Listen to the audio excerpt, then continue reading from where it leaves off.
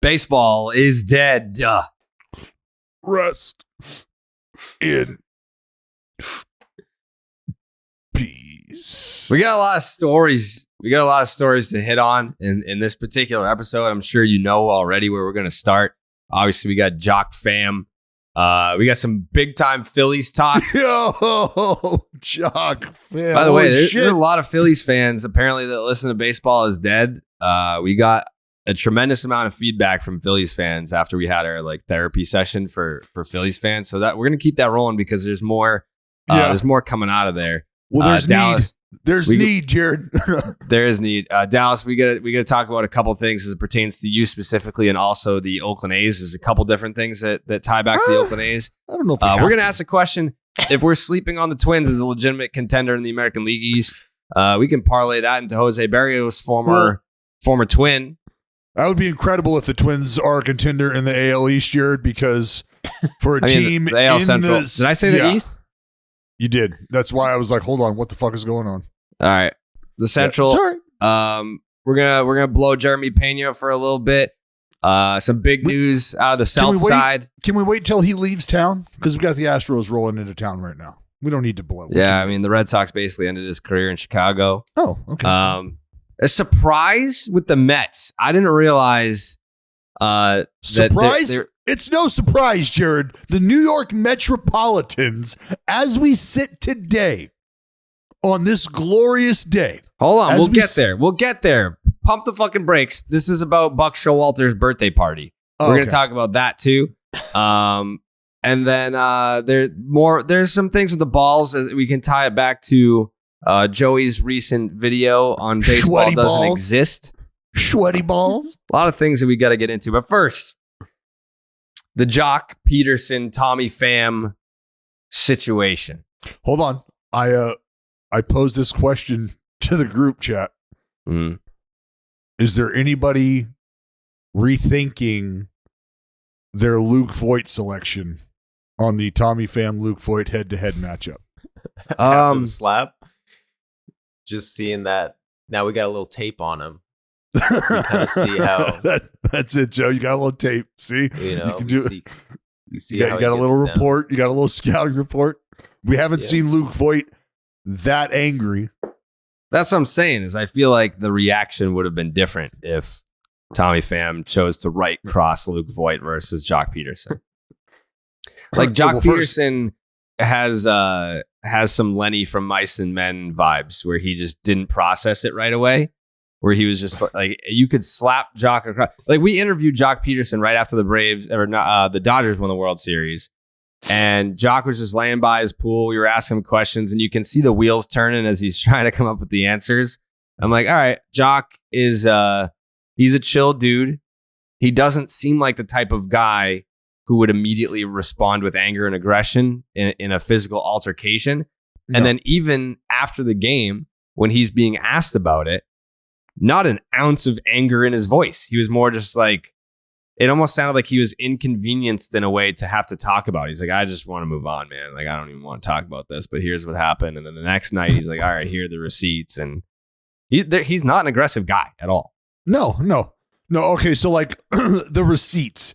What did you take away from him reading? And again, like, and I'm not saying that he wasn't reading everything in the text messages, and I'm not saying he wasn't reading verbatim, but what do you take away from him reading what he read about the exchanges? And now that you see the gift that he sent of the 3 weightlifters and the San Diego Padres logo, the weightlifter under that logo just collapsing after the weighted bag falls on her neck. And remember Tommy Pham, a member of the San Diego Padres at the time, because his response to, everybody finding out about what happened was, like, look, I didn't like the way he was talking about my team at the time. Guys I was on the team with, like, it just, I don't know him well enough for him to be joking like that with me in the group chat here. So, like, what? So, first and foremost, I'll say this. I have to be careful about what I say because the Reds are here. As I sit here right now, Tommy Pham is no more than 900 feet from me right now. Tommy Pham is about 900 feet away from me right now. I'm gonna DM him. I didn't say anything yet. I'm just prefacing it by saying that Tommy Pham is within shouting distance of me as I sit here talking about this situation right now. Like, and I want to say this: when it comes to like team type stuff, like fantasy football, shit like that, sometimes you're a teammate with a guy like Jared, like you and I would have a team, or all three of us could have a team, and we're co-managing the team together. There's always room for like the back and forth, the banter and shit, but like the issues that they're talking about, those are real life fantasy football issues. That's shit that goes down in everybody's fantasy league because it's about stashing a player, right? That's the perception, is that you're stashing players. Like Joc is going to he's putting players on the IR. He's acquiring other players. Like I don't know. That's real life shit. And I'll say this: I got boys that I play fantasy football with and fantasy baseball with, and we play for a decent amount of money, but we're not, like they're not big leaguers. Mm-hmm. So the buy-in, like when you're talking 5K, maybe north of 5K. Mm-hmm. So when you're talking about winning the fantasy football league, like it's a decent chunk of change,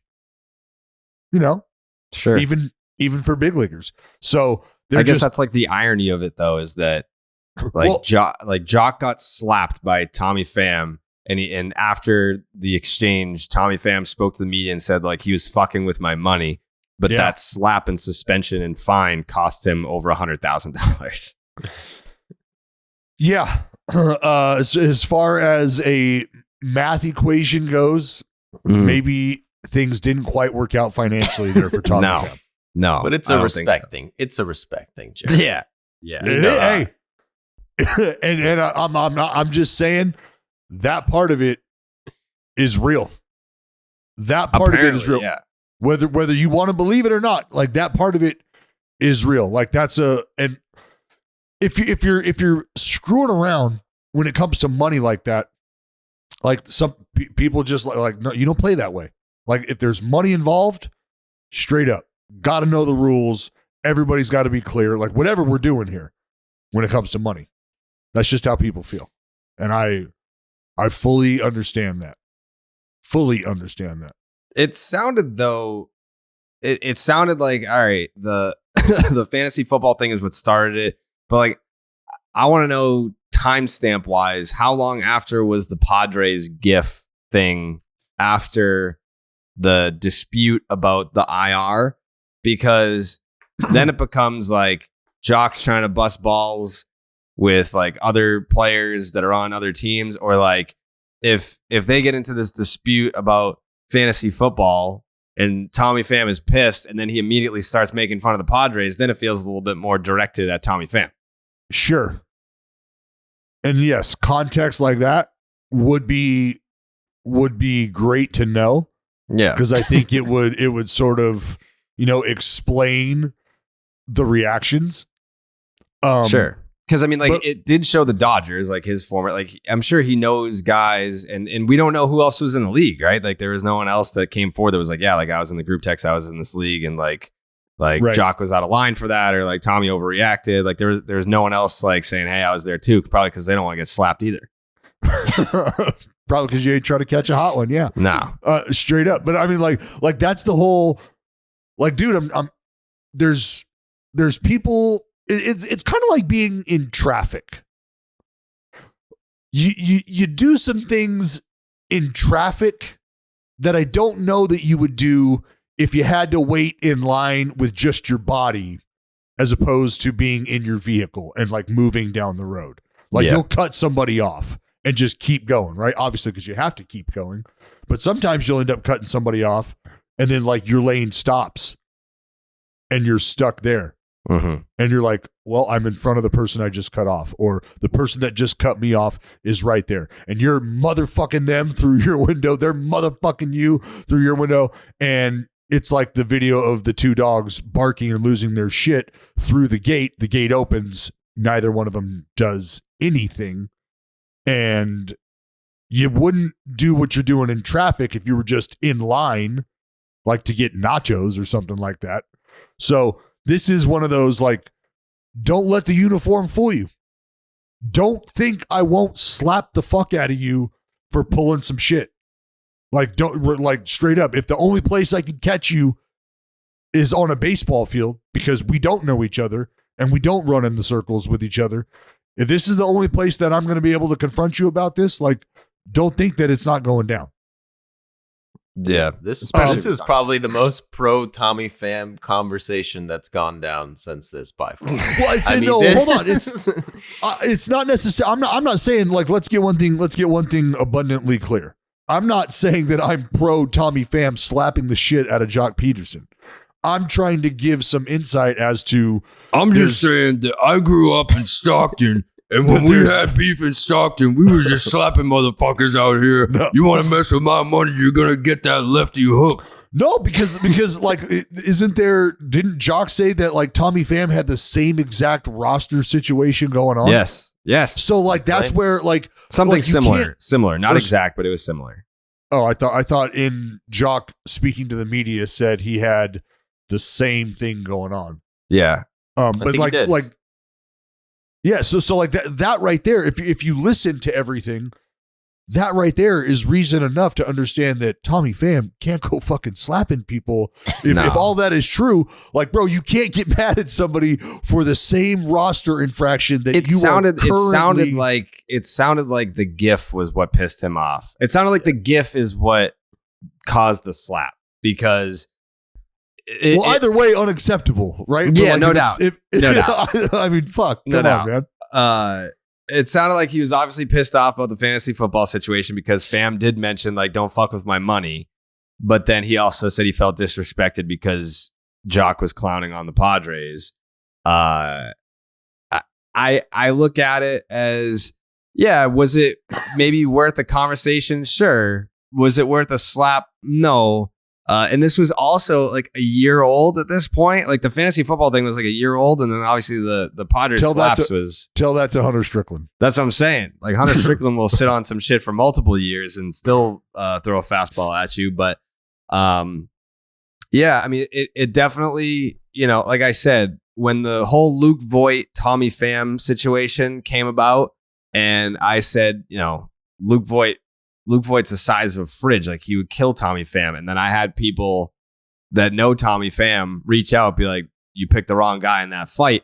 It kind of makes you think that they've seen something like this before. Like, how would you be so confident in being like, hey, like, look at the size of Luke Voit. He's huge. And then have people who have, like, played with Tommy Pham be like, I think you picked the wrong guy. That leads me to believe that maybe there were some incidents where Tommy Pham is no stranger to just slapping people across the face. You think, dude? You think? Yeah. I mean, the guy, like, yeah, he got stabbed. I mean, that just happened. But I mean, people will just say this about Tommy Pham is that earlier this year, everyone being like, whatever he said about, I'm just here to get my numbers, and people are like, oh, he doesn't care about the team. I think he cares about his team.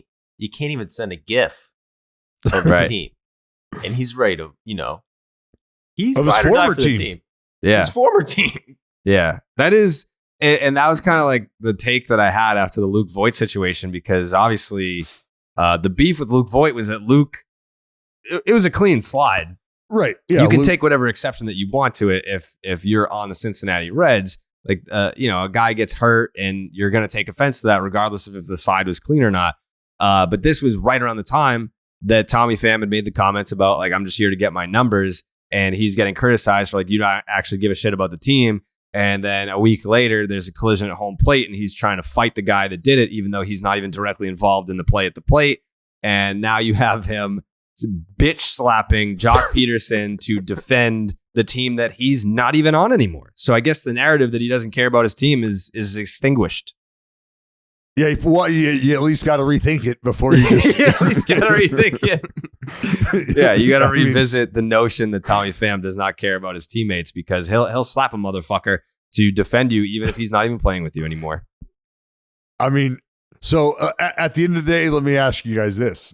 Do you, I mean, I hate to laugh about it because like it's a shitty spot. Like, because what's Joc supposed to do? Like, are they supposed to fucking square up in left field? Like, I mean, at the time, I bet you Joc was confused as to why it happened. I don't know, man, because there's probably a conversation going on prior to that. I'm sure what Tommy Pham is saying as he's walking up, though. Well, like if you're walking up, like, can you really be like, hey, remember that fucking fantasy football injury reserve shit? Yep. My guess is it goes something like this. Yo, Joc, you remember that shit you were talking in the group chat? Remember I told you that you didn't know me like that? You fucking with my money? You pulling that shady IR shit? You remember that shit? I told you it was coming. Bam.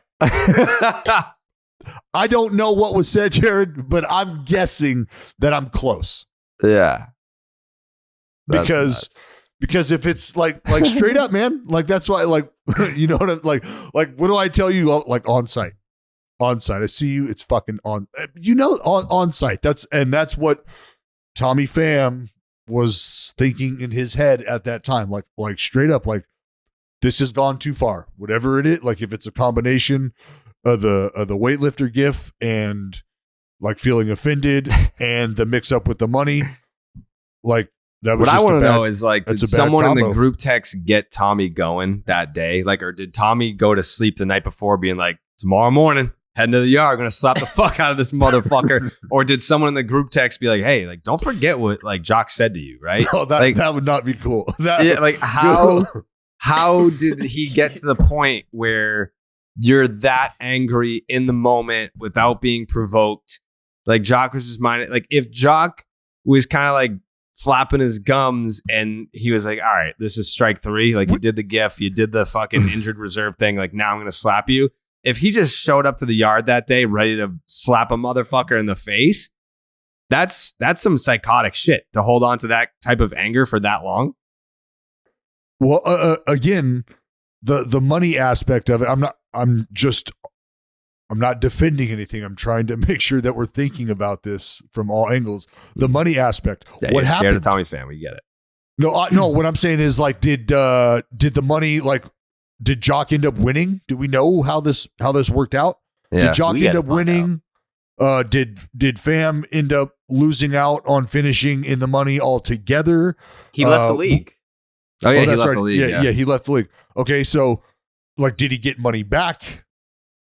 Like, was his entry fee gobbled up? Like, I don't know.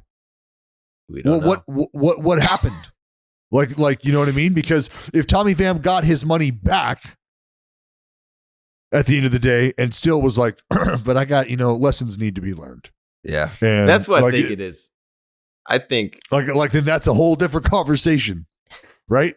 Because if it's a money thing and he got his money back and Tommy Pham was made whole financially through this fantasy kerfuffle, then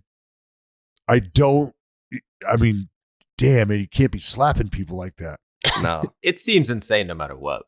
But I think I don't think Joc was expecting it, and I wouldn't be expecting that. But I think it might just be like a thing where Joc is from, you're not really getting hit on site like that. But if you're from Stockton, you might be kind of used to it. You know what I'm saying? Like me, where I'm from, I'm fantasy football. I'm not gonna get slapped for that. If I'm in the outfield, but I'm a fan likes to bang. He does, dude. Yeah. Speaking of getting your money, be thinking twice about those fucking transactions this year, won't you, people? Yeah. Right. You don't have to get slapped to slide into stacks of cash this baseball season with DraftKings Sportsbook. It's an official sports betting partner of Major League Baseball. New customers can bet just $5 on any team to win and get $150 in free bets no matter what, win or lose. Looking to turn a small bet into a big payday during MLB season? With DraftKings same-game parlays, you can do just that. Create your own parlay by combining multiple bets like which team will win, how many bases will be stolen, total runs, and more. It is your shot at an even bigger payout. DraftKings is safe, secure, and reliable. Best of all, you can deposit and withdraw your cash whenever you want. All you got to do is download the DraftKings Sportsbook app right now. Use the promo code Jared, Jared. Bet just $5 and get $150 in free bets no matter what happens on the field. That is promo code Jared at DraftKings Sportsbook, an official sports betting partner of Major League Baseball. Minimum age and eligibility restrictions apply. See the show notes for details. MLB trademarks used with permission. All right. Any other thoughts on Pham versus Joc before we move on? Yeah, free Tommy Pham. I'm on his side. That's a good call. Safe. I mean, just the fact that they're like, hey, we're going to have to suspend you. 3 games is probably where we're going. And he was like, cool, we'll start tonight. Yeah. Yeah. I mean, he was like, it looks like they don't want me to play against the Giants. Sounded like I'm going to be down for a few days. Yeah. I mean, if you're Major League Baseball, you're thinking like, all right, it doesn't matter what the precedent is for this. We just don't want him to play against the Giants because they're going to throw at this dude. There's going to be a melee. But I will say this. June 24th, mark your calendars because the Cincinnati Reds go to San Francisco for 3 games. I mean, I think we're good here. Again, I don't think we're good here, Dallas. I think you don't think we're good here. You don't think we're good here? Like because they're gonna have to draw straws though. Like who's the pitcher that's gonna throw at Tommy Pham? Like they're like, I'm not doing it. Fuck that. Well, Jared, there will be several people in the dugout poised and ready to try to intercept Tommy Pham prior to him getting to the mound. Not saying that anybody in that bullpen isn't willing to answer the bell. Mm-hmm. You know? Yeah, dude, but he'll show up at your house, man.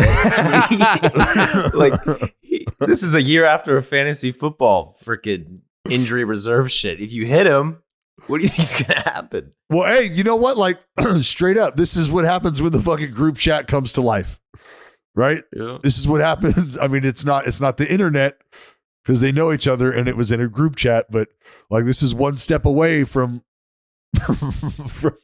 what I tell people. Like, you can't block people in real life. Just remember that. However you want to treat somebody, however you want, you can't block them in real life. So when they roll up on you, you better hope that whatever you said, you were willing to answer to. Damn. Well, write that date down. June 24th, Reds and Giants in San Francisco. And since we're on the topic of the Reds, I did want to throw this out there. On May 7th, mm-hmm. the Cincinnati Reds had a doubleheader with the Pittsburgh Pirates, and they lost the second game to fall to 4-23 on the season. 4-23. Mm-hmm. Since then, though, they've won 12 of 20. A little better. Little better. 12 of 20. It's 2 games north of 500. The 4-23 Cincinnati Reds have won 12 of their last 20 baseball games. So a lot of that has to do with Tommy Pham. He's killing it. He is. I'm just saying, like, if the Red Sox, like, the Reds are in town tomorrow. I lied. I forgot that this is a fucking 5-game series against the Orioles. So you're still playing the Orioles? Still playing the Orioles, yeah. But the Reds are off today, so they might be here, right? They probably came in last night. Yeah, I would assume so. Yeah, so it's Pham is amongst the city. He's here for somewhere. Sure, which is even scarier that he's here and we don't exactly know where. Oh man. Yeah, so he's in town. I would love for who do I gotta pay? Who do I gotta pay to just stand outside your window in like a dark hat and coat, so you can't really make out who it is? But since we've had this conversation, you're probably thinking in your head that could be. I didn't say anything bad about it. I don't know. It's not Tommy Pham. I didn't say anything bad about Tommy Pham. What? Rewinded. I can't believe the shit you did say about him. What did I say? I was appalled personally. I mean, we're gonna What put kind out of a quote pussy card. open hand slaps a man? Isn't that what Dallas you said? Braden What said kind of a pussy? Joc didn't even go down. What kind of pussy slap was that? Dallas Braden. No. That's what you said. Joc didn't even move his feet. You called Tommy a pussy for slapping him. You're like, what a bitch. He couldn't have closed his. He couldn't punch him. That's what you said. I was taken aback, but yeah, I couldn't believe that you said that. Wow, Tommy's best right hook couldn't even drop Joc. That's when he didn't know it was coming. I'm gonna tell him when I see him. I'm gonna get a press pass tomorrow just to go over there and be like, "You fucking hear what Dallas said?" Hey, I just want to get out in front of this. Just want to let you know, Dallas basically called you a bitch, and he's he would know better actually. Where are they going here? Cincinnati Reds schedule. When do they go to Oakland? Does it really matter? I want to see if they go to Oakland. No, it doesn't look like it. You can probably catch a flight though. He ain't scared. Yeah, you go to San Francisco, you can go to get a 2-for-1, baby. Yeah, you can slap the shit out of Joc again and then head over to the Coliseum and slap the shit out of you too. He would. Speaking of the Coliseum, did you see this, Dallas? See what? It costs $4 for a cup of hot water and a packet of hot cocoa mix that you have to mix yourself at A's games. That's a good deal, bro. $4 for a cup of hot water. That's brilliant. And they give you the Nestle rich chocolate hot cocoa mix. Love it. This is from A's Fan by Design on Twitter. Tweeted this out. It's brilliant.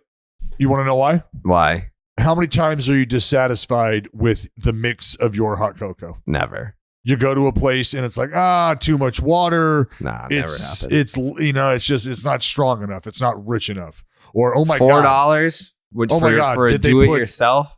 Did they put 3 packs into this little cup of water? Like I can't even, I'm chewing my hot cocoa. That's terrible. Great. So here, what we're going to do is we're going to put it quite literally in your hands. We're going to give you the resources to make yourself the best hot chocolate you could possibly have. Yeah. That's brilliant. We're going to cut out the middleman here. We're cutting ourselves. We're going to remove us from the equation. For that. We're going to let you maximize your good time here. Could you imagine? We stop it. Yeah, we're going to have some employees. Just let them make their own shit. That's not what it's about. That's not what it's about. It's about letting you control your own hot chocolate destiny. Yeah. I'm on your side, dude. That's the cheapest shit you can buy at any baseball game. Who else is doing that, huh? Who else in Major League Baseball, Jared, is giving their fans the ability to do that? Nobody. To make their own hot chocolate for $4? To control your hot chocolate destiny. How strong do you want it? Control your hot chocolate destiny. Yeah. I mean, sure. I guess it's a good deal. It's not the best deal, but it's okay. I mean, when you tell me that there's somebody offering something that nobody else is offering, I tend to think that they're probably they're doing a great job of thinking outside the box. Yeah. I did see that during the broadcast for the 10 games under 500 last place Oakland A's that you've now pivoted from calling the game to opening cards during the game. It's kind of just like, I mean, no one cares about what's going on in the field. There's no one in the stands. Let's open up some baseball cards. I love the idea. I think it's a great idea. Well, it's not quite like that. It's, when the game might be not necessarily out of reach, but may have progressed to a state of where it's just background noise for some folks. What was the score at the time? We're down by 10. Oh, 10. Yeah. So that's the rule. Did you pull any good cards? Well, what we do is the folks at Topps, who have been very gracious to provide us with baseball cards, and they're just old cards, like cards from the 70s and 80s and 90s, and they're just stacked up. And so we pull the card, and then I will give some clues about the player.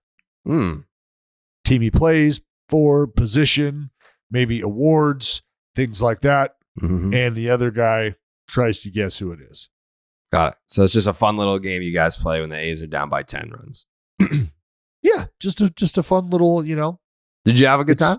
It's baseball within baseball. I always have a good time. Yeah. Because it's fun. I always like, me, I like cards. So I enjoy looking at the old school, the old cards, just having those raw cards in your hand. It's always fun to look at those. And I enjoy listening to my partner because, him being a little older than I am, obviously, he, his brother played 12 years in the big leagues.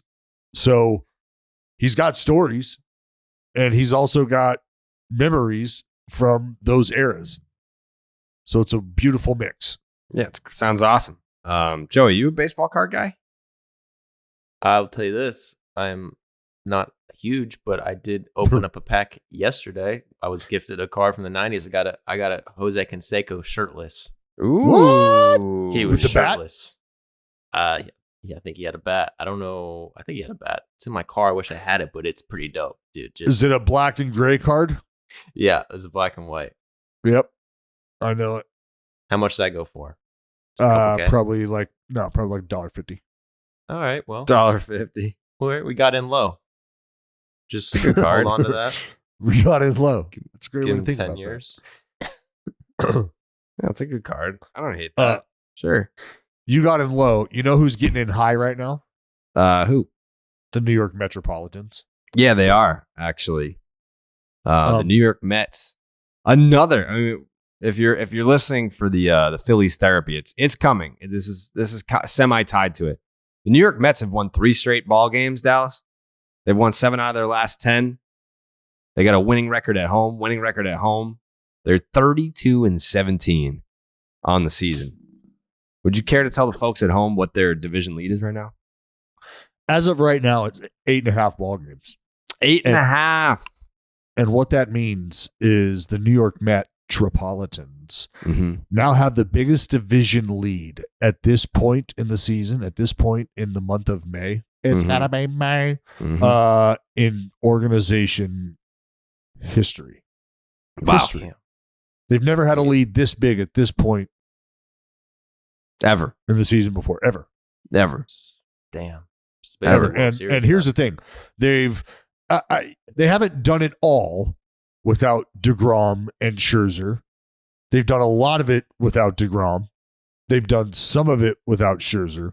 And that's been because of people like McGill, people like Pederson, people like Taijuan Walker on the rebound now after he's pitched well after he's been back. They're getting production from other spots. And it's crazy to think about what the Mets would look like with a DeGrom, with a healthy Scherzer. Like what I mean, what does that look like? They have That's the third insane. best record in baseball right now. They haven't had Jacob DeGrom at all, and Max Scherzer has been out for the last week, call it. Yeah, I mean, he would have missed, he's missed a turn, Yeah. but he's going to be gone for the summer. You think he's gone? You think we see him again? Oh, man. Look, I don't want to read into it being Max that pulled himself, but I think we all initially think that, like, this is a warrior who essentially laid his shield down on the ground, laid on the shield, and was like, fucking carry me off right now. I can't do it. And that's just a warrior that you would never think that you would see do that. And it was absolutely the right move. It's just like, it hurt. And if we know that it hurt that bad, and we know what we know about this injury, the oblique, like I've told you guys so many times, like 8 weeks before you can really do anything. And if you do anything 7 3/4 weeks before that 8-week period, so much as sneeze while in an awkward position, boom, you go right back to square one. Right back to square one. Like you just re-injured yourself. So it's just such a shitty spot to be in, especially for a guy like Max who works his ass off and is always willing to push it, right? You don't want him to push to a point where he ends up setting himself back, blah, blah, blah, blah, blah. So you hope that gets handled well, but that's why it's important for guys like McGill to be healthy. Because how many more this guy's going to step right up dudes do we have laying in the weeds? No, they have good pitching still. And I think what are you more concerned about, DeGrom or Scherzer and their injuries and come playoff time? That's a good question because it's weird to think that is DeGrom's financial situation something that you think could have any sort of impact on this? Like if they're close, well, let's just say the season ended today and they're in the postseason. They're in the driver's seat. They've got to bye into the division series. Do they feel like, hey, we could kind of buy ourselves time here? If it's at the point where DeGrom's not quite ready to come back, they're like, hey, would another week and a half work? Do they skip it? Or if they go down early and DeGrom's been in a spot where he can throw and they've built him up, and it's like, all right, can we deploy it for 4 innings, 5 innings? Who knows? Who knows where he's at health-wise? But because the conversation is, has DeGrom done enough already to opt out and test free agency? Right? Yeah. DeGrom has an opt-out after this year? Yeah. I believe so. Yeah, he does. And he was saying that he was going to take it even after he got hurt, like in spring training. I think he publicly said that he was going to opt out already. Oh, wow. Let's see. Max Scherzer, Jacob DeGrom. Signed an extension with the Mets March 26, 2019. $10 million signing bonus. Let's see. Opt-outs. DeGrom may opt out of a contract after the 2022 season. Yep. That's full no trade protection. He's got a hotel suite on the road. Deferrals reduce present day average annual value to $108.9 million. $52.5 million is deferred, plus an additional $15 million in 2024 if option is exercised, to be paid July 1st. Interesting. So he's you're saying he's a me guy. He's a total me guy. Interesting. Can the Mets still win the World Series if Max Scherzer doesn't come back? That's going to be tough. They could. They won't. I mean, They won't. This is where you have to be appreciative of what Chris Bassett has done. Even Carlos Carrasco. Yeah. Like, you have to love what these dudes have done for you. Because you don't have, like, possibly the best pitcher, the best right-handed pitcher when healthy, DeGrom, like his shit. Like, there's no better stuff coming from a starting pitcher than out of Jacob DeGrom. You don't have that. You don't have the Max Scherzer. And you're down now to a Chris Bassett, Carlos Carrasco, David Peterson, Taijuan Walker. Am I leaving anybody out? Who McGill. lefty that got clipped? Lucchesi? Right? Yeah, but they got McGill. McGill? Yeah. I'm more concerned about their lineup, me personally, I think, than their pitching staff. Just really? Pete Alonso swinging it? Brandon like Nimmo swinging it. Mark Canha swinging it. The new addition. Starling Marte swinging it. The You new see, addition. Jeff I'm not saying they're McNeil bad. saw a bald eagle and then hit a home run after in the fourth. He's Burka. lying, dude. He's fucking Burka. lying. That guy's fucking. I believe it. Dude, it's like, oh, Memorial Day, you saw the bald eagle. We get it, dude. Whatever. Yeah, you saw a bald eagle. They don't even. Why do you got to do that? Why can't you just go with the story? Yeah. Because I don't respect him as a person. Or wow. I don't know. I don't even like him. I don't even want him. They shouldn't even interview him. If he's gonna lie. Damn. Wow. That's strong. Damn. I'm just kidding. Not him. It's the team. I don't like the Mets, but it's that's my own personal thing. But that's my own. But I mean, really, maybe he saw a bald eagle. Whatever. What I'm worried about if I'm the Mets is like what I was looking at is the Nats are sitting at 18-31 right now. One win away from 19-31. Last time they were 19-31. What happened? So what I'm saying is, I don't know if you saw Strasburg rehab start. Yeah, I saw that. So we looking at the Nats potentially winning it all. And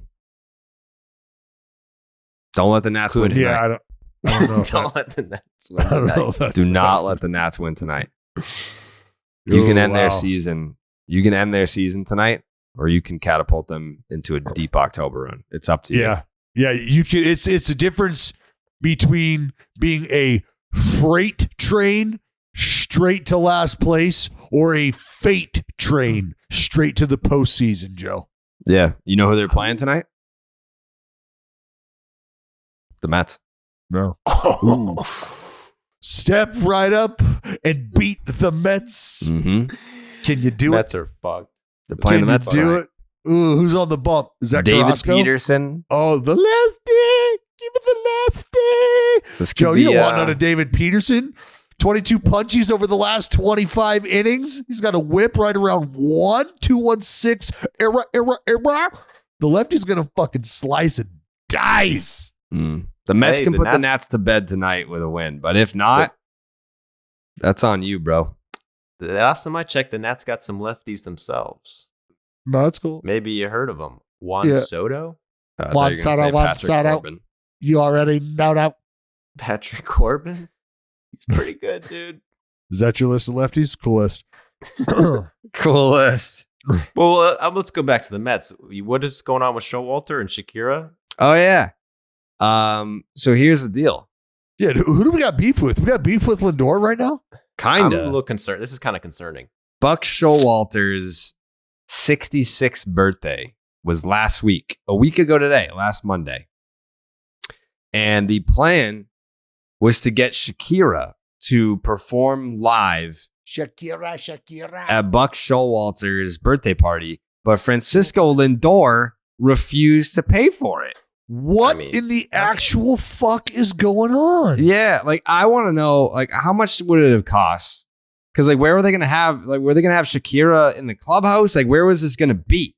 How much would it really cost? Like if Shakira, like if you're gonna fly her out and like inconvenience her schedule, then like I get it. But if Shakira was already in New York for a concert and you just had to pay for like an hour of her time while she was already there, and like that can't be that much money, right? I don't know. Like, what are you thinking for an hour of Shakira's time? 25 grand. See, I was thinking like 100K. 100K for Shakira. Let's see. Shakira tour dates. Google that. I want to see if she was already there. And I mean, that's what I'm saying. I mean, if we're in that instance, like, yo, if you're flying her in, you got to put her up. Like that's totally different. Well, that is all aside from what the flat rate would be, which is like So she's not on tour. She's not on tour right now. So like you're asking her to get off of her couch or whatever it is she's doing and pull herself away from that. That's going to cost you dollars. Yeah, that's not $100 grand. Lindor not have dollars? We're talking $1 million plus. $1 million. Buddy, you want Shakira's a fucking international mega icon. $1 million for an hour of her time? What fucking universe are you guys in? You're insane. I'm saying if you're going to fly her out, like she has nothing to do, now you're flying her out and she's going to be spending time there. That's all. That's what I'm saying. Francisco Lindor got a $21 million signing bonus. With his, by the way, his contract is $341 million. $50 million is deferred from 2032 to 2041, $5 million a year, which is great. That's an awesome deal for him. but he's getting paid $32 million a year. And you're telling me that for his skipper, the man that might bring a World Series back to Queens for the first time since 1986, he's not worth getting Shakira? We'll talk about what Buck hits at the end of the season, and we'll see just how much. So now this goes back to fucking Bob Guerin. Dallas doesn't give a fuck about what managers bring to the table. That's why he got Bob Guerin fired. You just heard it straight from the horse's mouth. Buck Showalter Managers ain't on shit. This podcast. Managers don't have anything to do with the wins and losses of a baseball team. Dallas Braves. No, you just said that. That's a major league broadcaster giving you analysis. I'm here to tell you that Francisco Lindor means more to the Mets than Buck Showalter means. All right, but I mean, Buck Showalter is steering the ship. And you're telling me I love me some that Buck. A man who has $341 million cannot reach into his pockets and say, "Hey, Buck, happy birthday, Skip. Here's Shakira." You're not believing that? And this all again goes back to like how much you fucking hate Bob Guerin. This has nothing to do with Bob Guerin. That has everything to do with it. If Bob Guerin had it coddled you a little bit more in Oakland, you would be like, "Come on, Lindor, why aren't you ponying up to get Shakira?" But because you have such a tumultuous relationship with him, that makes you hate managers because that's the only manager that you ever played for, which means that you don't think that Lindor should pony up for Shakira. If you had a better relationship with Bob Guerin, you would be on this side of the fence that Shakira should be in the clubhouse. Bob Melvin could dispel any rumors of me. You didn't play for Bob Melvin. He replaced Bob Guerin after you got him fired, but you didn't throw a major league pitch for Bob Melvin. Yeah, of course he's on your side, dude. You got him the gig. Yeah. Yeah, exactly. You two are fucking delusional. Yeah. It's crazy. It's crazy how you can't separate your personal axe to grind with Bob Guerin and see that Francisco Lindor should have, as the guy who definitely makes the most money. I mean, obviously, on an average annual basis, it's Max Scherzer. Maybe Max could have chipped in here and helped out Lindor, but to say that's what I don't get. Come on, well, he's the captain of the Mets. Francisco Lindor is the captain. But see, maybe Max is already like, "Yo, I'm on the hook for half." Like you got to step up. Like that's the other. Like, hey, like this could. I don't want to get too crazy here, but could this be a wedge in waiting? Could this be a wedge in waiting? Like how many guys are on the hook for Shakira? Wow. Dallas, you're right. What's up? I just Googled how much does it cost to book Shakira between 1 and 1.5 million. But I'm assuming that's to like book her. Let's see. According to Business Insider, yikes. The former Voices judge astronomical commanding salary puts her in the same league as the Rolling Stones, Usher, and Miley Cyrus. Who knew? If these stars command prices out of your range, you're out of luck. I guess you'll have to settle for getting the DJ to play their songs at your next big party. So Shakira. That implies that you're getting them to perform at like a Sweet 16 birthday party or an 18th birthday party or a fucking 40th or 50th birthday party, right? Like that's what that implies, is that it's sort of an event booking fee. But straight up, she's not getting off her couch for any less than $1 million. That's crazy. Christina Aguilera, $1 million. Avril Lavigne, $250K. That's more doable. Jared, I won't deny, and the hips don't lie. I mean, Beyonce, $2 million. That makes sense. Jay-Z, $1 million. That's rough. That must be rough for the household. But Shakira, between Jay-Z, $1 and $1.5 million. But that, that's what you're saying. Billionaire? That's for like a pride. Like if she's gonna do like a set, we just want Shakira to come into the Mets clubhouse and meet Buck Showalter, whatever. Like we're asking for what? Maybe 20 minutes of her time? No, that could be arranged. Like that's something. That's something that like honestly, if Shakira is in the building next door, like dude, you know how fucking so Snoop Dogg, like Mount Westmore was playing in Oakland this last, what was it, Friday or Saturday? I think Saturday they were playing, and Snoop Dogg is next door, like right next door, is in the building. The Oracle, right there, and like if we were the LA Dodgers and it was LA, Snoop is just rolling through, like he's walking in, like nobody has to pay him. He's not looking for a paycheck to go do that.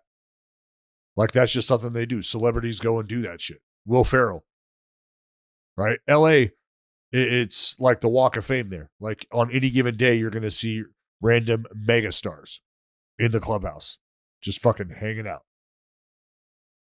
Well,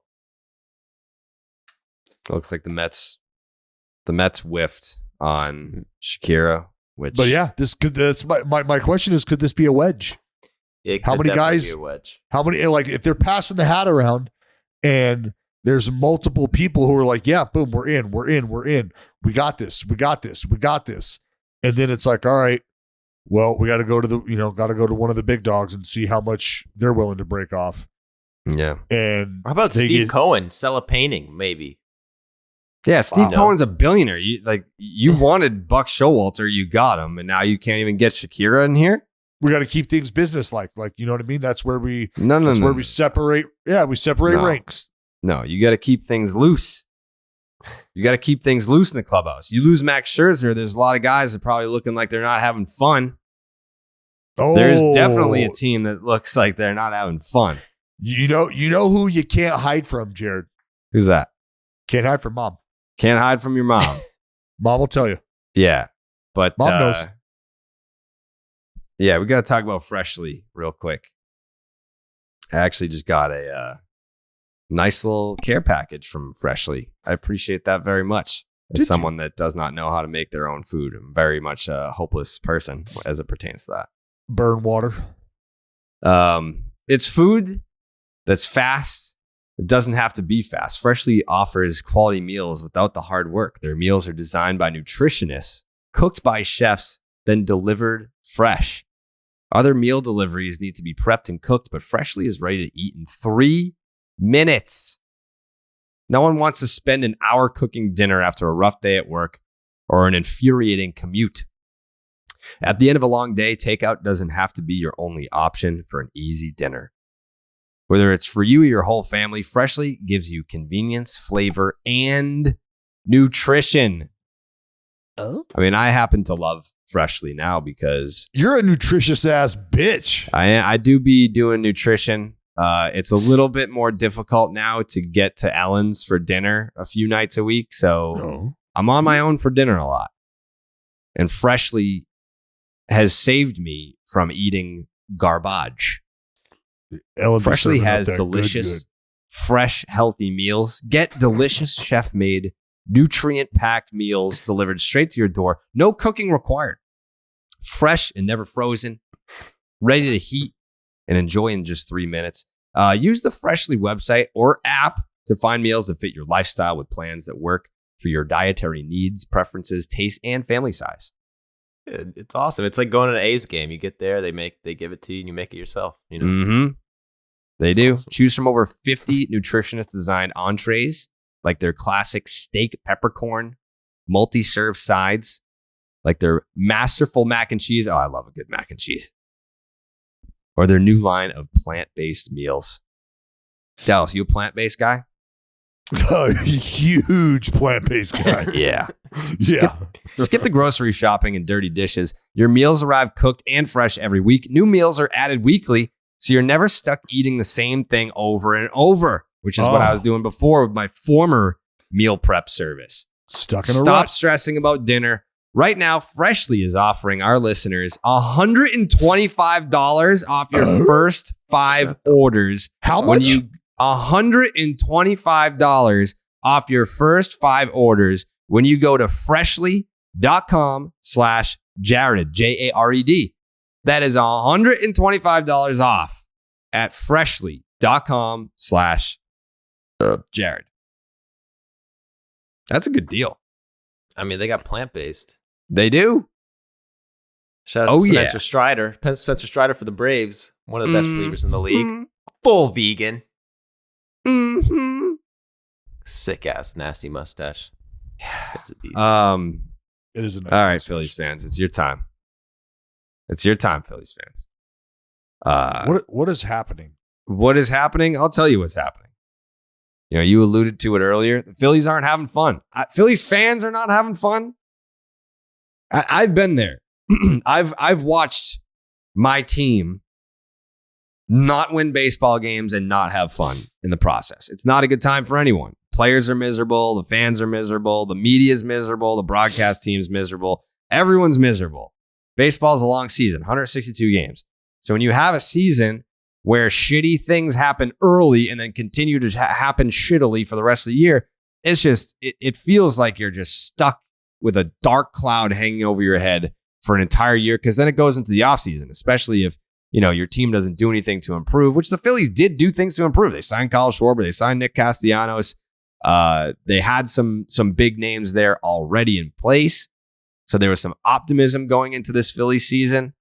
And they've just found new ways to kick their fans in the dick almost on a weekly basis. And this is from Alex Coffey. Alex Coffey is at the Philly Inquirer. There seems to be a perception that the Phillies aren't playing with energy right now. Some players agree, some disagree. Some even have family members that say that they don't look like they're having fun. And this is from the story. Last Thursday night, Kyle Gibson's parents were watching the Phillies game on television as they normally do. Aaron Nola was on the mound and throwing well, but Gibson's mother noticed something was off. Quote, "When you guys took the field, you didn't look too excited," she told her son a few days later. "What's going on?" Gibson shared the observation with a few of his teammates and realized that he was not alone. This is quote, "Nick Castellanos had a family member who said the same thing," Gibson said. Why does it not look like we're having fun? Well, because they are losing baseball games. Mm-hmm. They're underperforming as a group. I don't think that you can point to one individual and be like, "Hey, pick up the fucking slack." I think it's a collective thing that's going on here with the Phillies. They are 6 games under 500. They've lost 3 straight ball games. They have a losing record at home. They have a losing record on the road. For an offense, they've got a +4 run differential, so they're giving up just as many runs as they're scoring, and they're 10.5 games back of the New York Mets that we just spent some time talking about. I guess whenever you start talking about the players' energy and the happiness and the excitement level of the players, whether or not it's this individual's fault, Dallas, as you know, who got one of these guys fired, it always comes back to the manager. You want to talk about energy levels and fun levels, the culture in the clubhouse. I think that the first man at the top of the totem pole would be the manager. So, in your opinion, Dallas, would you go in that Phillies clubhouse and give them advice on how to get your manager fired if they really want to turn the season around? I don't know. As someone who's done that before. I don't know how to get your manager fired. I've never gotten a manager fired. What I would say is it is very true. Yes, the manager, and it can be because of the involvement or because of the lack of the involvement in the clubhouse, that the manager sort of sets the tone and then allows the clubhouse to do what it's going to do, because those are 2 separate rooms, the manager's office and the clubhouse. The manager's office is just that. That's his office. That's where he works. That's where he does business. This clubhouse, this is ours. This is the players' clubhouse. This is our office. This is where we do our business. This is where we prepare. This is where we get mentally ready. And how we do that, well, we're going to have a say in that. And if that isn't ironed out, then yeah, there could be some butting of heads, whether it's a music thing or anything like that. I don't think that would exist with Girardi. He's got a pretty strong understanding of how things go in a big league clubhouse. He doesn't need any like clubhouse etiquette 101. He's got it.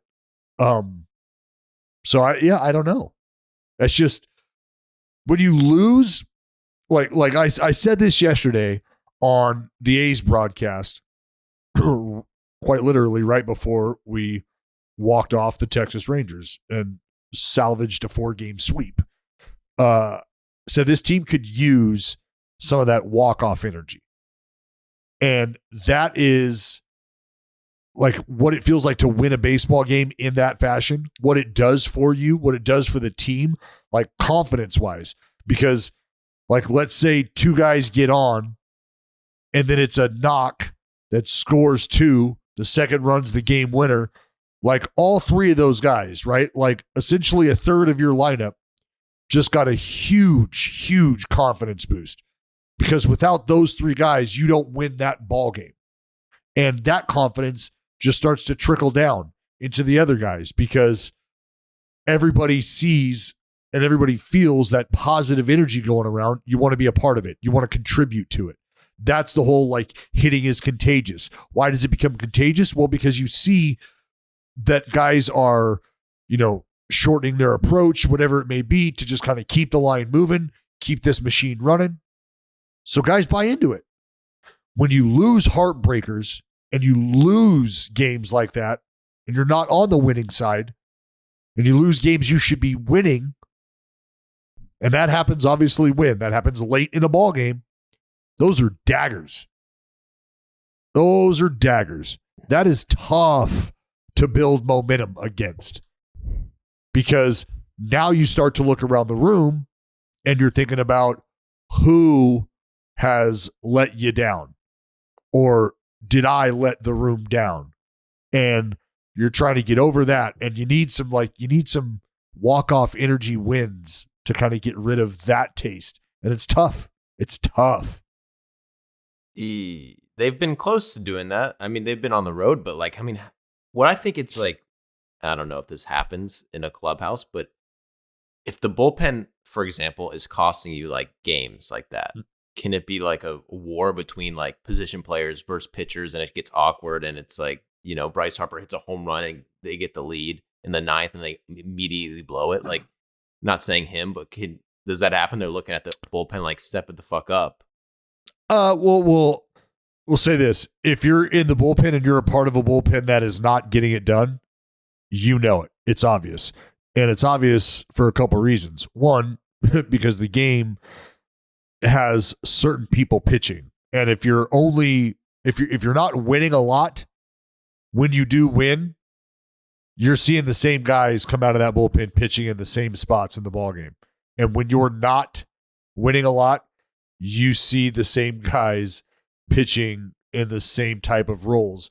And then you see guys leave the big leagues because, and I hate to say it, but you eat up 2 innings here. You eat up 2 innings there, 2 1/3 here. And knowing you can't pitch tomorrow, well, you get sent back down. They got to bring somebody else up who can give you length. And pitchers and bullpen guys kind of, it's like, I don't want to say they get treated like, because in baseball it's very different. Everybody's a part of the clubhouse. Football, I don't know how many times the punters are going to dinner with the D tackle, unless you're a guy like Pat McAfee who can chop it up with anybody. But those guys are not, they just don't cross paths that often. So it's not like a war, but it's like, fuck. Are we seriously like wasting the offensive production we're generating right now? That's terrible. Yeah. I mean, it's a terrible feeling. I don't know. I don't remember the exact quote, but it was like, yeah, why is our energy down? It seems pretty obvious why it is. I mean, they explode over and over again, and they come back and they get the lead, and then they just blow it immediately. Like, that's fucking terrible. That's the worst way to lose. Yeah. Well, the other thing too is, like, when we talk about the Phillies, they were a team that was supposed to hit, right? Like, this is, you add Nick Castellanos, you add Kyle Schwarber, you already spent the money. I mean, there was a big groundswell to bring back JT Realmuto after you trade for him, and they do that. Rhys Hoskins is already there, Alec Boehm. Those 5 guys that I just mentioned in the month of May combined are hitting 227 with a 669 OPS. Mm-mm. Like you have Bryce Harper, you have Gene the hit machine, and those are really the only two guys that are swinging it for you right now for the month of May. I mean, like that's like Schwarber is hitting 189 with a 683 OPS. Like that's not what you paid him, whatever it was, $79 million to do. Nick Castellanos, like that's a guy that you brought in to lengthen the lineup. 225 with a 651 OPS. Like these are guys that you paid for their offense.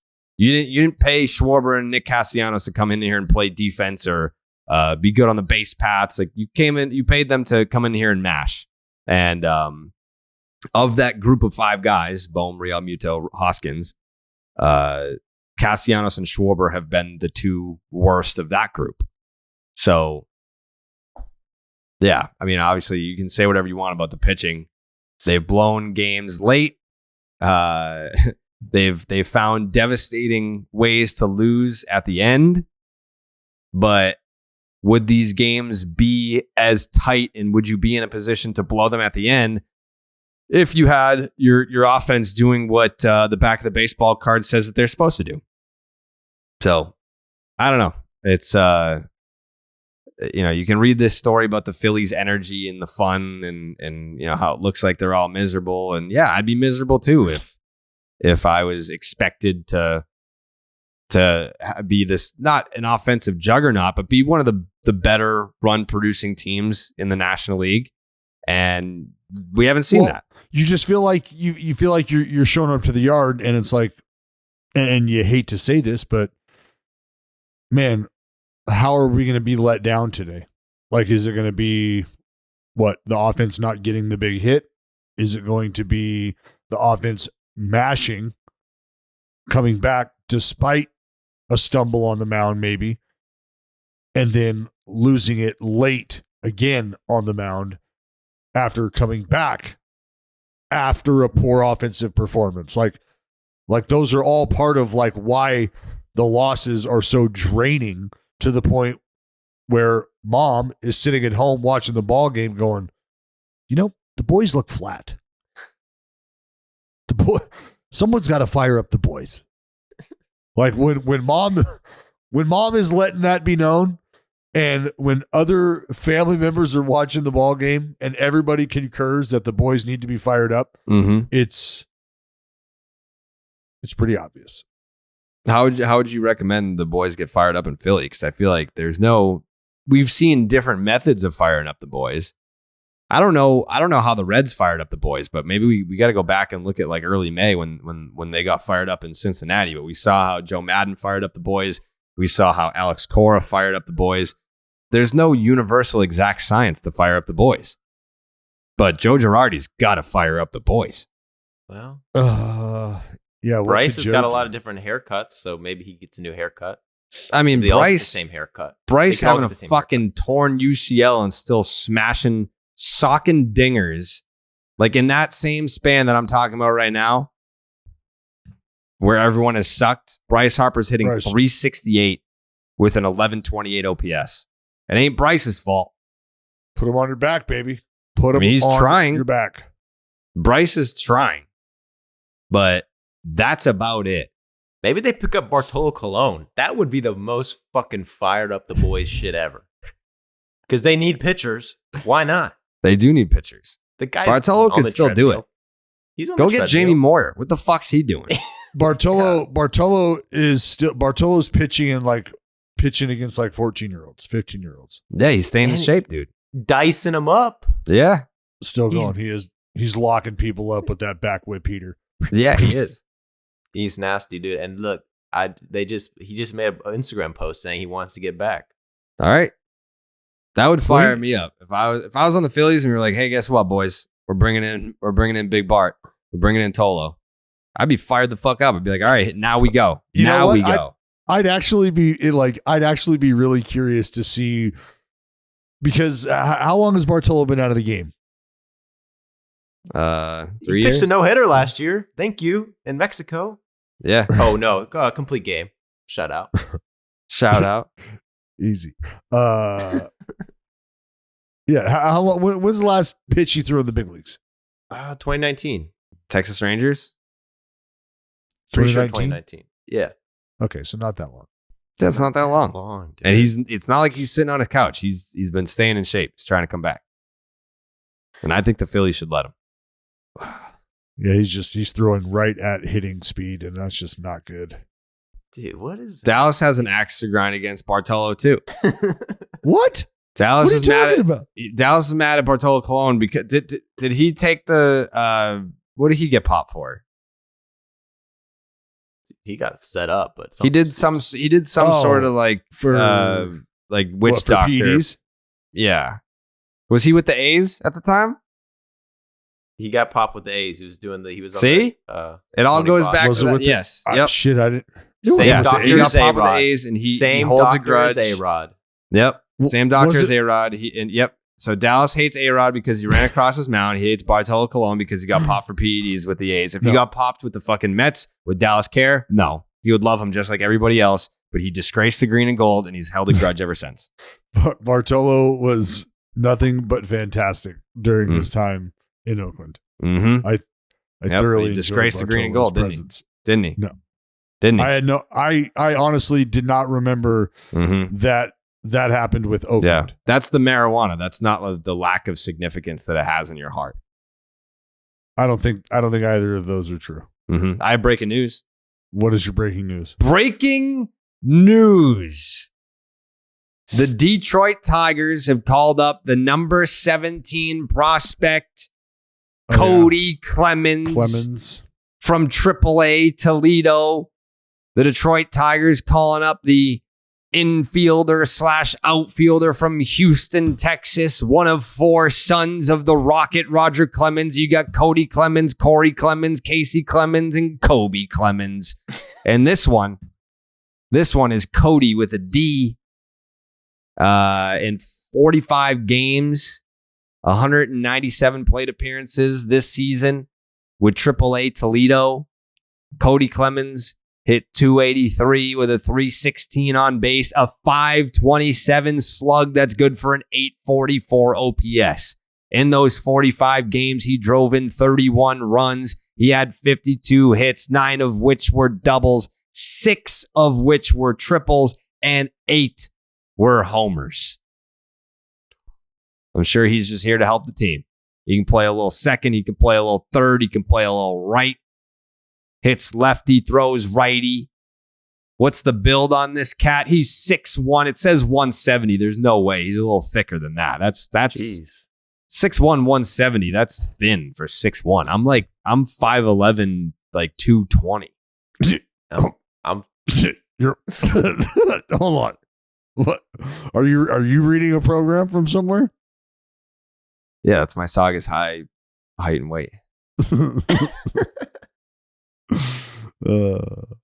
But if you want to see Cody Clemens, the Peacock game of the week, June 5th, 11:30 a.m. Yankees Tigers, June 5th. We had the Peacock game. The Peacock game this past weekend, yesterday, was Giants Reds, which is boring because Tommy Pham was suspended. But next time around, he won't be. This Sunday, June 5th at 11:30 a.m., you're going to see Cody Clemens and the Detroit Tigers versus the New York Yankees at Yankee Stadium. And then the week after that, it's going to be Dallas Braden, June 12th, the Oakland A's. The Oakland A's and the Cleveland Guardians in Cleveland. Are you going to Cleveland, Dallas, for that? We will actually be in Cleveland. In Cleveland. Because if you think about it, Jared, Yep. I got to call the other games. That's true. You'll be there in Hey! Cleveland. But this And Sunday, the team is going to play, so I'll be there. Tigers, Yankees, Cody Clemens, batter up, and we're not just talking about pancakes. Peacock is taking brunch to the big leagues and putting a new spin on America's favorite pastime. Watch exclusive baseball games every week with MLB Sunday Leadoff. All games are available nationwide with no local market blackouts, so you can swing into action wherever you are, no matter what. And another home run, when you subscribe to Peacock, you'll get access to live sports like Sunday Night Football, Premier League, golf, and WWE, plus hit movies and shows. Download the Peacock app to take the game on the go or kick back and stream on your favorite devices. Don't miss exciting matchups all season long, like the A's and the Guardians 2 weeks from now. Woo! Dallas Braden on the call, featuring exclusive pre- and post-game coverage with host Ahmed Fareed and Jason Benetti with the play-by-play. Change up your weekend with MLB Sunday Leadoff only on Peacock. Go to peacocktv.com/MLB to sign up right now. Where else do we want to go here? So here's the thing. I have this whole idea to incorporate Jake more into Baseball is Dead by being like, all right, Jake, what's next? And then Jake it's kind of like playing like iPod Shuffle where Jake would throw out a topic and then we just react to it. But the last 2 fucking episodes when I had this idea, Jake has had meetings. Yeah. So Jake's a dark screen right now. Yeah, Jake's a piece right now. I tell you what we need to do. What do we need to do? This is, I've been thinking about this, and look, whether or not we agree with playoff, whether or not we agree with the playoff picture, whether or not we agree with the playoff outline. Yeah. I think it's fair to just start kicking the tires, just start taking a look, because for a long time, the All-Star break is when fans really start to kind of check in, because you've got August and then the month of September, and maybe by then your playoff picture is already sort of drawn out for you. Mm-hmm. Well, we got more teams. We do. We got more teams. More teams are going to be in. And 2 more teams to be exact. I think it might be interesting just to kind of take a look at what it would look like moving if the forward. Playoffs started today? Yeah. Wow. Because it's a different setup. Mm-hmm. Right? Yeah. Completely different setup. Sure. It would be the winning team, the team with the most wins in each league, gets a first round bye into the division series. Mm-hmm. Then the team with the second most wins, they play the lowest seeded wild card team, and so on and so forth. So as it sits, I was looking. I thought they had a link up. Is it 3 wild card teams now? 3 each league. 3 for yes, each league. 3. 3. 3 fucking. So right now, the New York Yankees, yep, are in first place. The Minnesota Twins are in first place with a 5-game lead. That's the biggest lead of any team in the American League. Minnesota Twins over the Chicago White Sox with a 5-game lead. Then you have the Houston Astros with a 3.5-game lead over the Angels. And then you look at that wild card picture. You get the Rays, you get the Blue Jays, and then you get the Angels. The Angels are a playoff team right now. Yeah, so you got the Yankees, who'd have the first round bye into the division series. Yep. You got the Twins, who would host the lowest seeded wild card team, which would be the Angels. And then you have the Astros, who would be the AL West winners, who have a first round bye into the division series. And then you have the Astros, who would play the Blue Jays? I thought you said they had a bye into the division series. They would just play the Blue Jays. Or no, they would. Those Yankees wild have card the bye. teams have to play. Yeah, yeah. Yankees would have the bye. Yeah, the AL West. It's because the AL West is because the Astros have the second most wins. So the top 2 teams play in the division series. The top 2 teams go right to the division series. So that'd be Yankees Astros. Yeah. And then the AL Central, or the Twins, who are coming out of the Central right now with 29 wins, so the third most wins. They host the lowest wild card team, which would be the Angels. Lowest seeded wild card team. Yeah. And then the Rays would play the Jays. Yep. With the White Sox, Rangers, and Red Sox kind of on the outside looking in. Yeah, good thing we have several months ago. Yes, Joey. And what's nice, remember, these are best of 3 series. Yeah. The wild card is best of 3. What do you think's most likely to fall apart out of this playoff picture right now? The Angels. Who? You think they're falling out? I'm getting worried about the Angels too, man, because they were so hot at first, and it was all coming together. Our boys, everyone's rooting for them. America's team, Madden had them fired up, and they were still, even at their peak, were like a half game up. Yeah. Now they're kind of struggling. They lost some close ones to the Jays. Like that was kind of a fucking punch in the nuts. They just got swept, didn't they? They've lost 5 straight. The Jays have won 5 straight. Mm-hmm. Yeah, and the Jays beat them on some A's. Who they lose that? Who'd they lose that first of the 5 to? Not the A's. The Angels. Who? Let's check. I mean, the Jays have been hot. Texas. Jays have won 9 out of their last 12? I'm not surprised. That's what they should be doing. That is what they should be doing. Old Vlad Cakes got to get her moving. Toronto Blue Jays right now with a -1 run differential. But they've won 5 straight. The offense has been disappointing. They've scored 185 runs. You look around the league,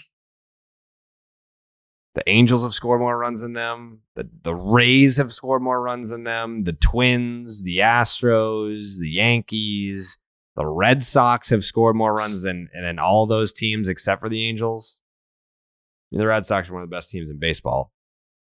They're back, well, they are. for sure. It's tough They'll to get say there. about a team who'd be on the outside looking in of an For now, expanded they get a playoff plus picture. 27 run. Yeah, sure. Red Sox have a better run differential than the White Sox. Cool. They've been hurt. The Blue Jays, the Rays. They have sucked. The Rays have struggled. They haven't sucked. I said the Jays have. Oh, the Jays, yeah, they've, But shout out to former Blue Jay, former Oakland A. It can't go without being said. Marcus Semien. First homer in Oakland. Grand slam. Yeah, I mean, 4 runs. and it had to be, right? It had to be a grand slam. And the ball was like 2.5 feet, it felt like, from hitting the wall. Like, no, that thing was hammered, dude.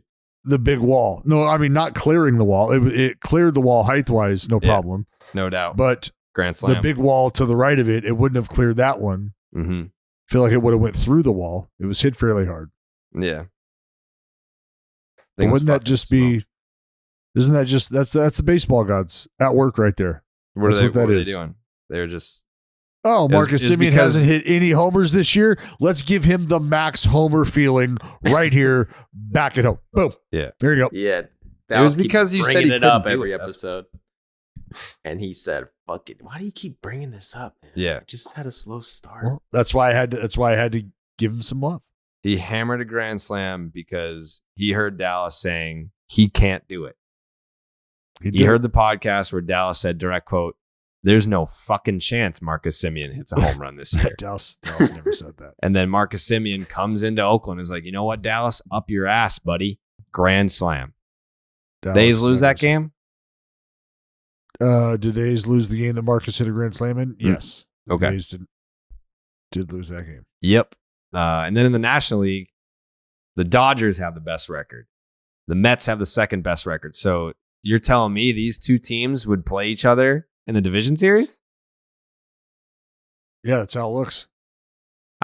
We could be getting this wrong because what benefit would that have for the Mets? Like, wouldn't the Dodgers draw the worst wild card team? No, well, that's who they're going to play. They're playing the winner of the wild card team. They're not playing each other. Yeah. So I thought you were saying like the two best records would just get a bye and play each other. Like that's not like to have the best record. No, they got to buy into the division series. Not like into the division series playing each other. They've got to buy into the division series. Got it. Yeah. So like Yankees, they're going to the division series. The Astros, they're going to the division series. But not against each other. Yeah, that's not. They're going to wait out the winner of the worst two wildcard teams or the best wildcard team. All right. So let's do this over again. The Yankees are going to the division series. The Astros are going to the division series. The Twins would have to play in the wildcard round. Correct. And they would play the worst. So the Twins would play the Angels, and then the Rays would play the Jays. Yes, Rays and Blue Jays play. And then in this scenario, you'd have the Dodgers would go to the division series. The Mets would go to the division series. Then the Padres would play the Giants. Are the Giants Jesus in? Fucking Christ. Imagine if they went to 14 teams, dude. The Giants are in. Mind fuck. I don't know what's going on. Yeah. So then in the National League, the Padres would play the Giants and the Brewers would play the Cardinals. Yeah. Yeah. Mm-hmm. Yeah. The Mets. Yeah. The Mets and the Dodgers go to the division series. Mm-hmm. And then the Brewers would play the winner of St. Louis, San Diego. No, I think. Or excuse me, San Francisco. No one knows. No, Milwaukee would Wait have and to play see. a wild card game too. They'll have to play in the first round. They'll play a wild card team. They would play San Giants. Diego. Or the Giants? No. Who cares? Who cares? It's not going to happen, dude, because there's the Braves who are going to get a wild card. I mean, division, probably wild card. But I'm looking at the scenario. I'm looking at the scenarios, most likely playoff scenario, and I'm looking at it says Braves are going to get a wild card. It says it on Baseball Reference. Right now, the Braves are. Put that in your DraftKings futures. Braves are 3 games back. The Braves are 3 games back of the San Francisco Giants. The Red Sox are 3.5 games back of the Angels, so they're probably going to get in as well. So I guess it's really too soon to call it, Dallas. I know that it's a fun little exercise to see, if the season ended today on May 30th, who would be in. It's a fun little exercise, but at the end of the year, it's not going to look like this. No, it's going to be very different. It's going to be very different. Could be very different. Mm-hmm. Could be very different. We're going to see. A lot of baseball to play. A lot of games left. A lot of season left. And if you want to see those games, you got to download the SeatGeek app. Brace yourself for an existential question. Has your butt been having enough fun lately? If not, then it's time to start using SeatGeek.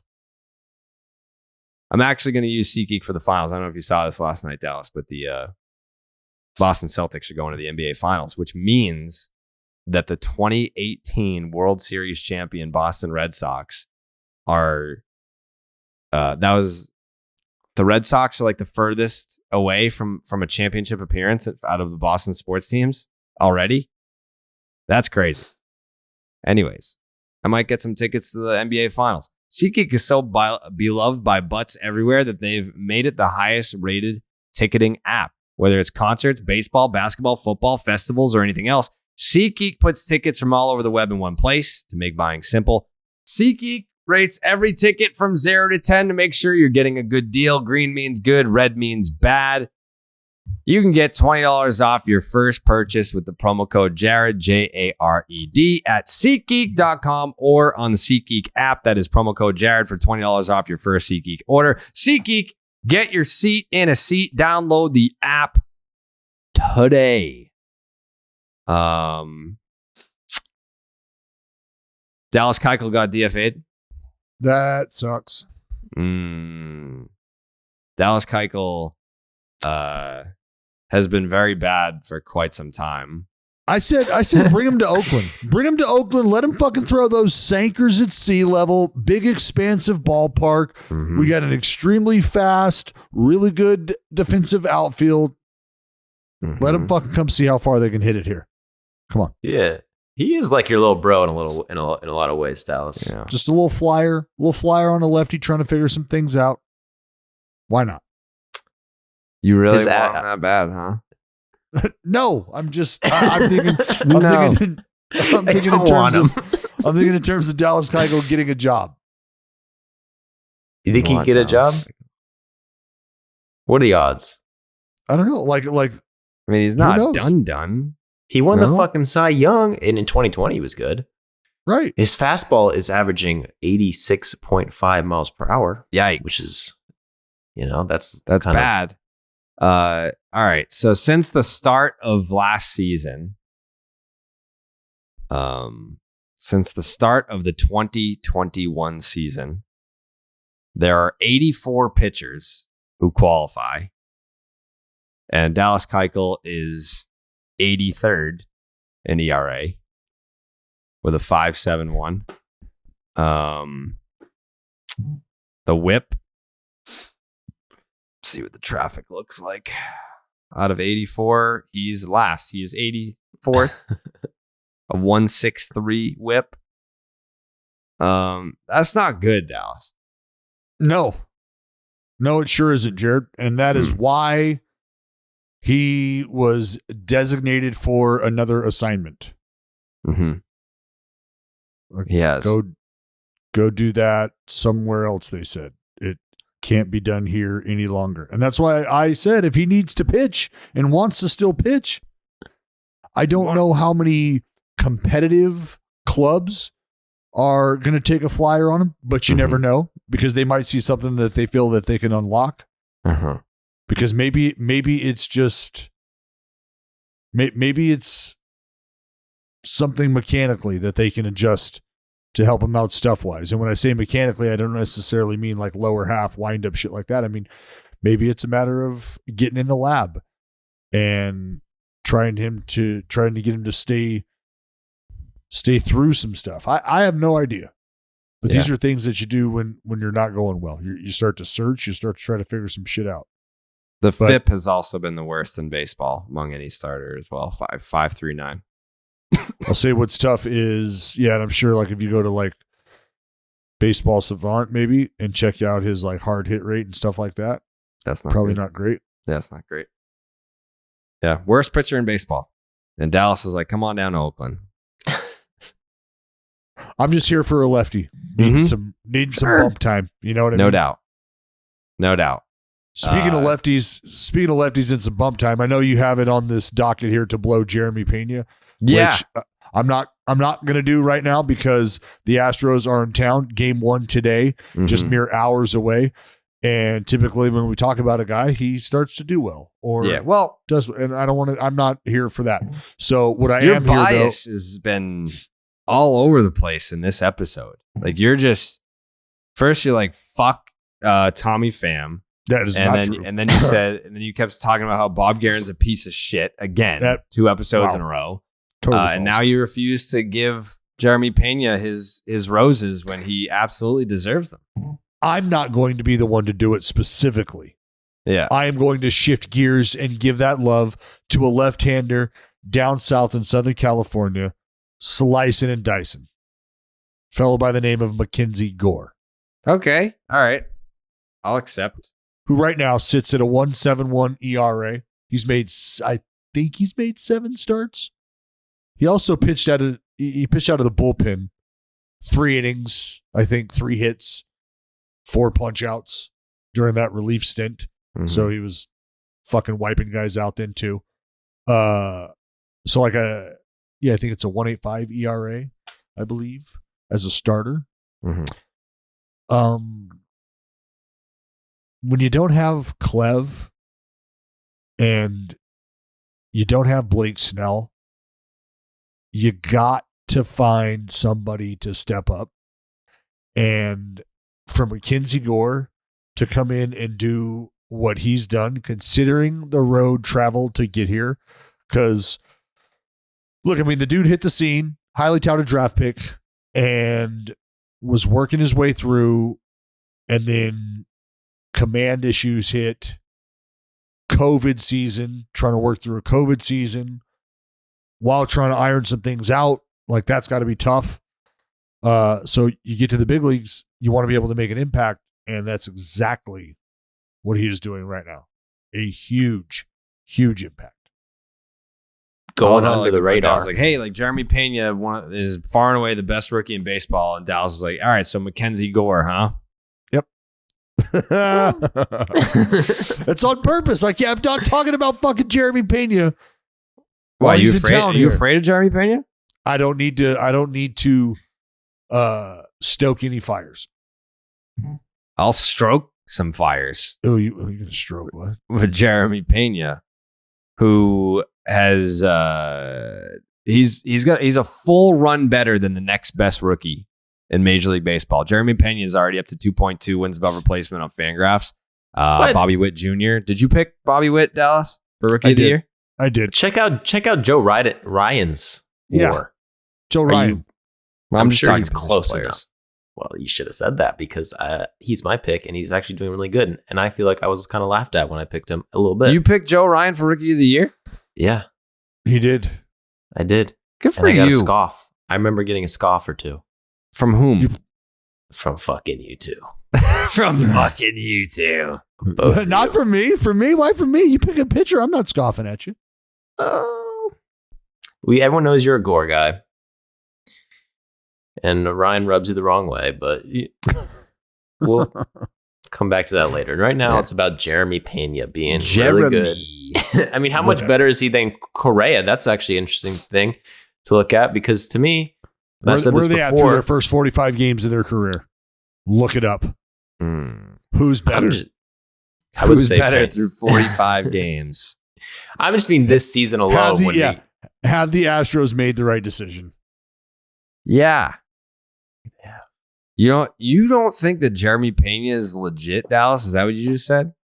No, that's not what I said. You think that Jeremy Pena is going to flop? You think he's a fraud? You said that Jeremy Pena is having a nice 40 games, but that the overall career will actually be dog shit. Dallas Braden said that. Not what I said. Not what I said. That's the vibe, though. You're not passing the vibe check right now. I'm saying it's early. So you're rooting for him to fail? No, I'm actually trying to see where he stacks up against Carlos Correa through the first 45 games of their career so we can get a real taste for the trajectory. Mm-hmm. Well, why would we Correa not? Came up when he was, 20? Was he 20 or 21 when he came up? Whatever. But why would we not do that?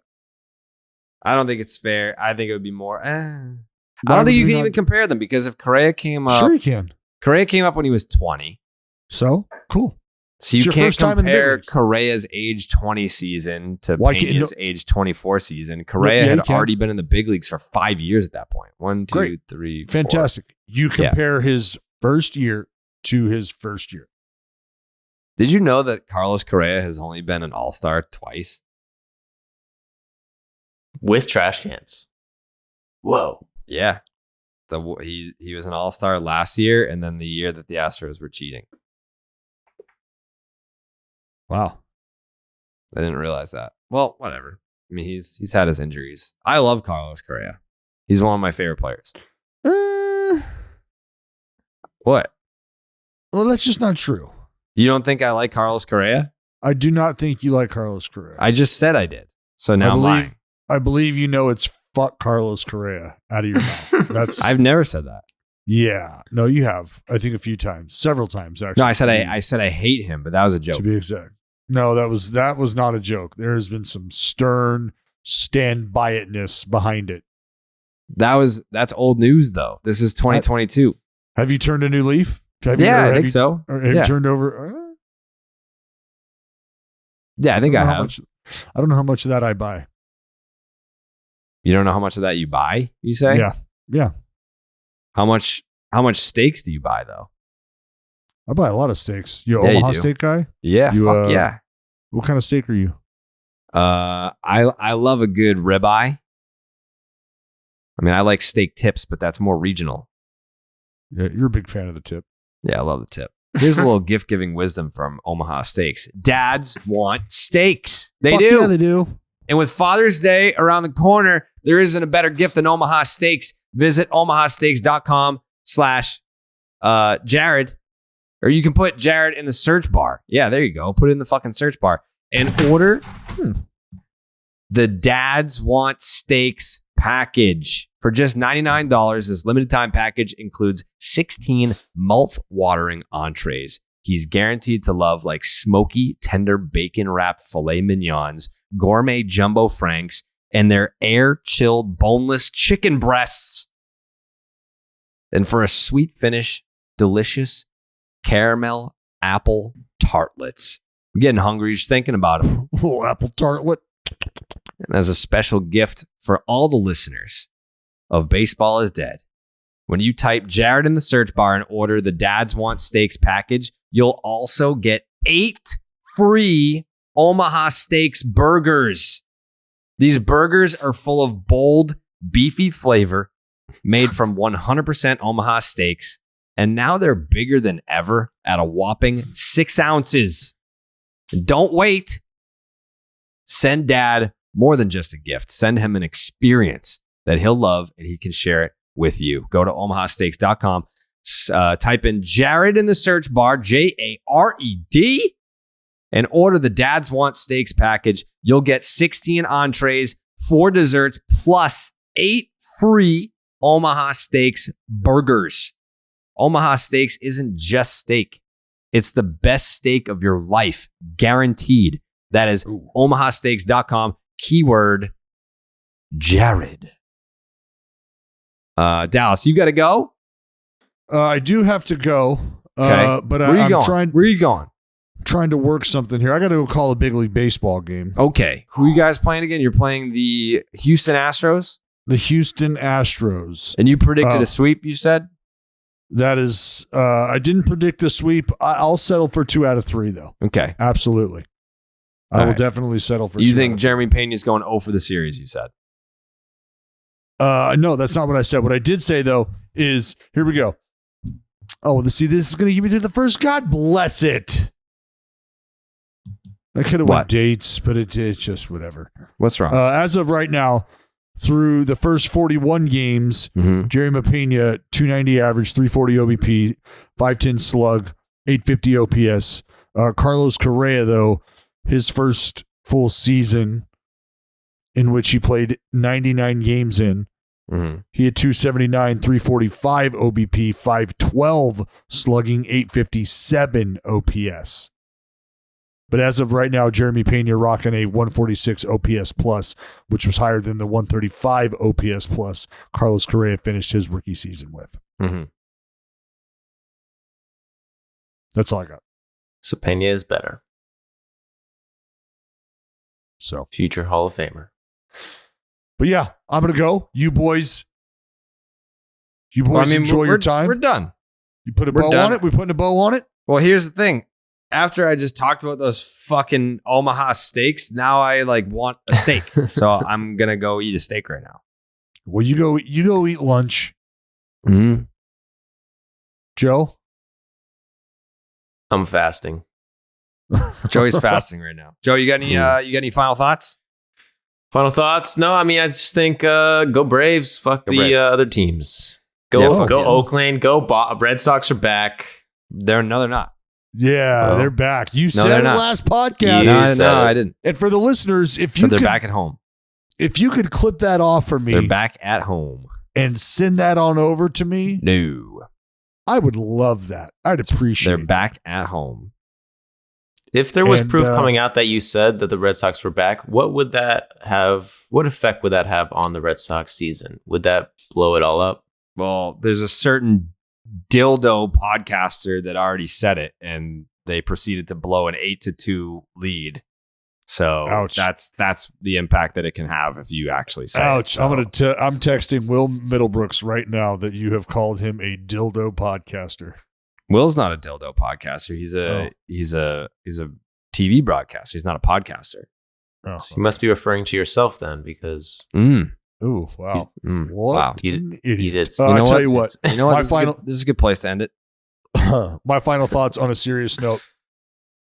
It is Memorial Day. Mm-hmm. So take a moment to just reflect, regardless of what your stance is on where we're at as a society, as a country, yada, yada, yada. Just know that the way we live our life, the way we are allowed to express ourselves, that all comes with a price. And that all comes with a price that many people far braver than any of us have paid. And remember that, because it's our way of life that we continue to try to preserve. And if not for the brave men and women who put their life on the line day in and day out, we would not have the opportunity to get on the internet like a bunch of assholes and make jokes about the game and the world we live in today. So I'm appreciative of the opportunity to do so. I know you fellas are as well. So for the folks listening, throw a few back, have a safe holiday, but remember that it's because of those brave men and women that we have the opportunity to have the beautiful fucking holiday you're about to have. We go!